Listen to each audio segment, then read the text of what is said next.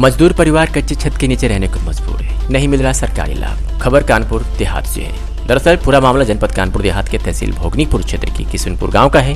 गांव के आधा दर्जन से अधिक गरीब परिवार आज भी कच्ची छत के नीचे रहकर गुजर बसर कर रहे हैं। इसके क्रम में गांव की रहने वाली विश्वा देवी ने बताया कि वो अपने पति व 2 नाबालिग बच्चों के साथ कच्ची छत के नीचे रहने को मजबूर है, जबकि आधे से ज्यादा कच्चा मकान पिछली बरसात में भरभराकर गिर चुका है। अब वो अपने परिवार का भरण पोषण का इंतजाम करे या पक्का मकान बनवाए, जिसके लिए बहुत धन की जरूरत होती है। पक्का मकान बनवाने में असमर्थ है। इसके अलावा महिला पहले भी कई बार ग्राम प्रधान तो सरकारी आवास के लिए कह चुकी, जांच पड़ताल भी हुई, लेकिन फिर डंडे बस्ती में गरीब का आशियाना दब गया है।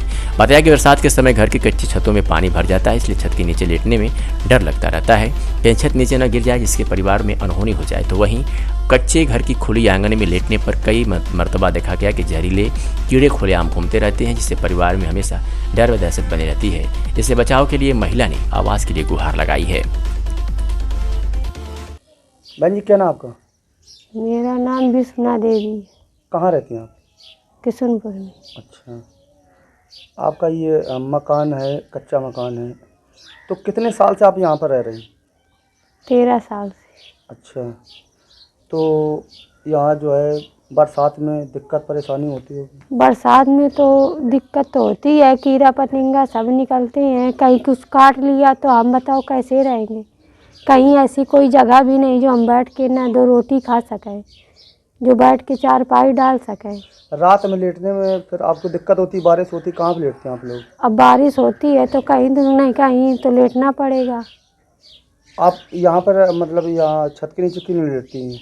छत के नीचे इसलिए लेटती कि छत कहीं गिर गई। ये पुरानी ज़माने के घर हैं, ये टूट फूट गए तो हम बताओ कहाँ जाएंगे। हमारे 2 बच्चे, हम 2 बच्चों के सहारे जी रहे हैं।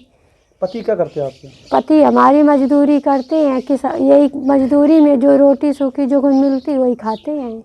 अच्छा, तो ये इसके लिए प्रधान से आपने या कहीं आपने अप्लाई किया था?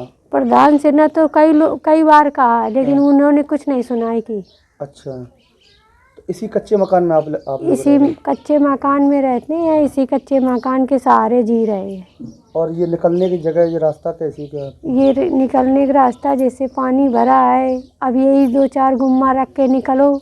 यही दरवाज़ा सब टूटे फूटे डले हैं। हाँ। अब ये सब पूरा घर गिरा है, बताओ कहाँ जाएं। अब इसी के सहारे तो जीना पड़े, इसी सहारे देखना पड़ेगा कि अब चाहे कीड़ा काटे चाहे कुछ भी करे।